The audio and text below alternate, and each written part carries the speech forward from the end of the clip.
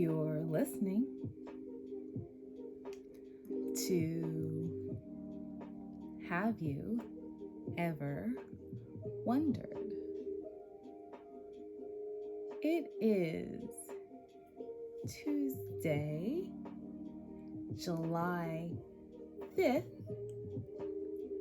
2022.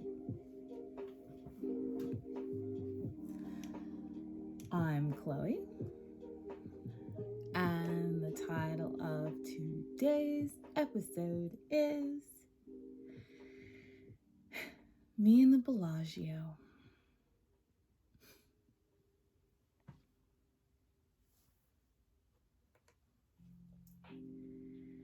How do you create a life that works for you? One that is satisfying and challenging and fulfilling and exciting and enjoyable. Some people have answers to that question. A lot of people are still asking that question. And sadly, some people never find out. For me, I believe that one of the first parts of finding a life that works for you is figuring out why you're here in the first place, also known as your purpose. Other people have debated back and forth the difference between purpose and calling, and I'm not going to get into that today. I'm also not going to use those terms interchangeably because they are not. But what I mean is, why are you here? Have you figured that out yet? There are actually multiple reasons why I'm here on this planet at this time, knowing the people that I know. And figuring that out has been like a progressive revelation. That for me started around 9 years ago. So don't worry if you don't have it all figured out. It takes time, sometimes it takes a multitude of life experiences, and it definitely takes some effort on your part. But one of the most important things to me about being here is trying to amplify the truth as often as I can. I also have a penchant for media-based activities, if you hadn't already noticed. And one of the best ways to put those two things together, aside from having a podcast like this one, is to be a documentarian. That is one of the things I am here for, and it is something that I have been striving for quite a while. I'm still working on my first film, and that is actually where we get the story that I'm going to relate to you today. Stories. Now, we can talk more about the film itself later, but one of the things you need to know for background is that the visuals of the film have to evoke a sense of Americana for the context of the matter that I'm trying to convey. And so to do that, my plan is to showcase various things around this country, the United States of America, that when you see them, you know exactly what they are and where they are.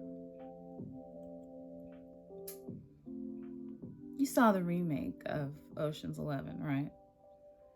Pitt and Clooney and Damon, Bernie Mac, rest in peace, Don Cheadle, a bunch of other people. You know, it's a fun, slightly camp film that makes stealing things look kind of fun and kind of easy, neither of which is true. And one of the most impactful scenes of that movie, which I've seen multiple times, is at the very end. Don't worry, I'm not ruining anything. All the guys who helped the mission, I won't say whether it's successful or not in case you really haven't seen them, are standing in Las Vegas, which is where the film primarily takes place, and they're watching the fountains at the Bellagio.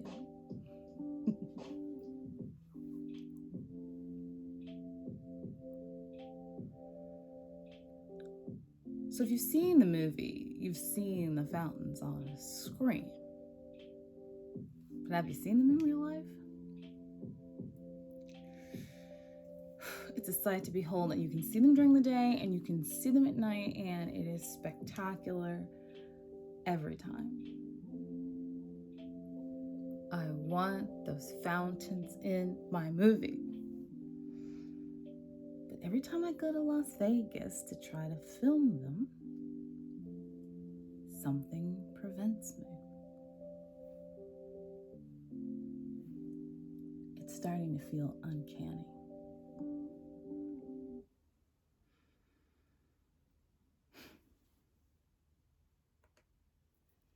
The first time, I was on my way to a music festival in the Bay Area, and I thought, well, we could just stop along the way, shoot for a bit, and then head on to see the music.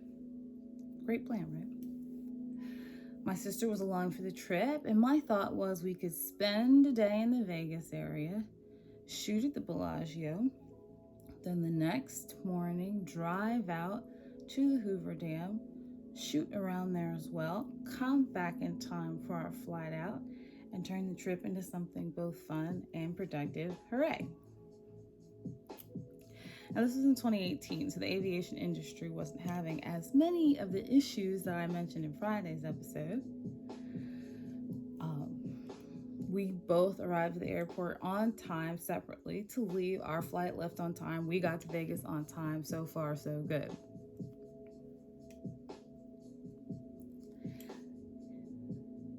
Now, the shot that I'm trying to get, the experience that I am trying to both observe and document for myself, requires a night shoot.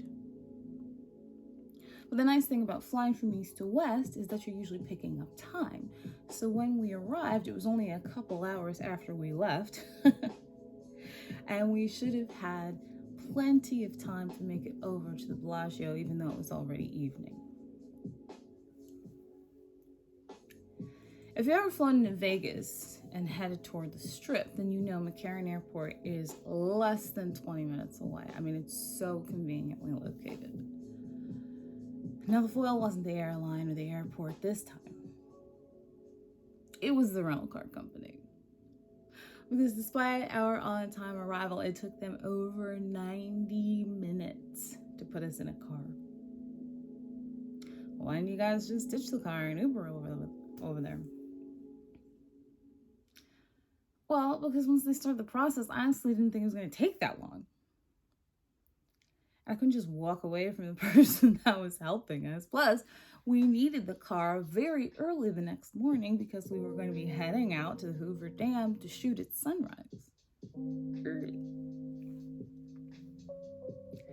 Alas, by the time we took possession of the car, loaded our things, and made it down to the area in question, there was nary a quarter of an hour left before we were going to lose the fountains for the night. Let me be blunt. That is not enough time to set up camera equipment and get the shots I needed. Still got tons of fabulous footage of the Strip, beautiful shots of the Hoover Dam the next morning. Absolutely no trouble shooting either one of those. Even spent the night in the car, in the parking lot, at the Bellagio, between those two. Shh, don't tell them. There's nothing wrong with sleeping in the car. But no fountains. Another time I tried in vain to get this shot. I was on my way through to Points West again and decided to stop in Las Vegas along the way. And although the flight was during the day, I thought, what if I just try the day shot? Maybe I'll like it. I did not. pulled out the equipment, I set it up, I got the shots, but it just wasn't right.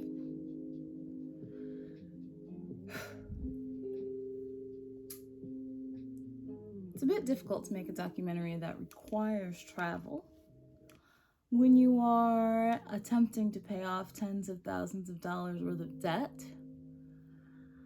or living through a global pandemic. So 2019, 2020, and 2021 were a bit difficult to get things done on the film. It's okay. Making art isn't free, and sometimes it takes time to do things right. But recently I felt good about working on it again. I was on my way to LA, of course, and one of the flights recommended me to have a stopover in Vegas, a pretty lengthy one too. I thought, here's my chance to correct the ills of the past and finally get this shot that I've been longing for years. This is actually the trip I mentioned to you guys this past Friday. Do you remember what happened? An hour at the gate, 2 hours on the tarmac, and when we arrived, no fountains. I have no idea what's going on. Someone that I told this story to asked me if I thought there was a reason why I'm like not supposed to get this shot for my film. And I said, I don't know, because I can't think of any reason why it would be an issue. So I guess I'll keep trying. Maybe what I need to do is plan a trip to Vegas specifically. With that as my only intent. Maybe Las Vegas is offended, but I keep prioritizing other places and making it merely a stop on my way to someplace else. Maybe it wants my full attention. I could do that. I could go there ridiculously early in the day, post up with the cameras ready. I'm willing to do what it takes.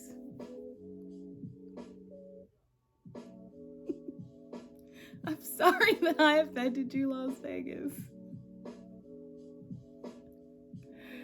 I'll be back.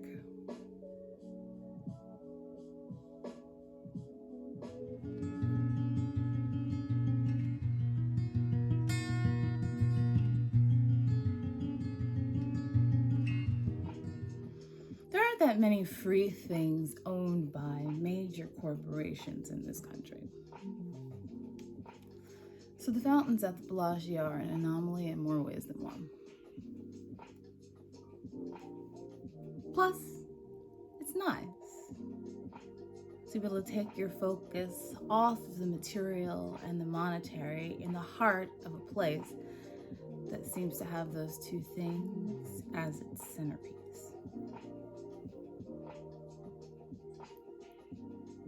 We're back to a poet called Butterflies Rising.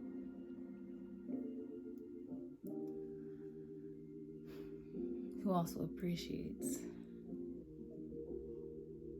things that aren't related to money.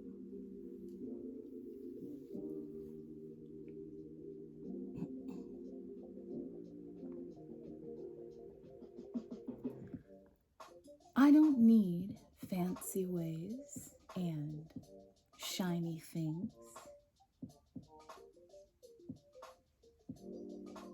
Give me slow hands,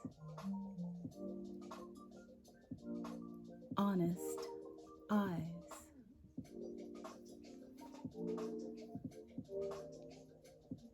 and full attention with ease.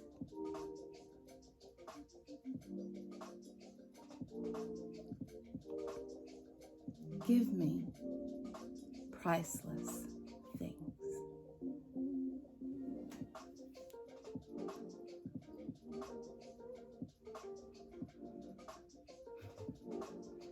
I'm not planning to put any clips of the fountains in the YouTube version of the show. It wouldn't really be fair to my audio people. But if you want, you can take a look. They have some pretty cool aerial shots in the press kit on their website. They're quite beautiful. And if you haven't seen them live, oh man. Put it on your bucket list. Because once you're there, it won't cost you a thing. I'll see you guys tomorrow.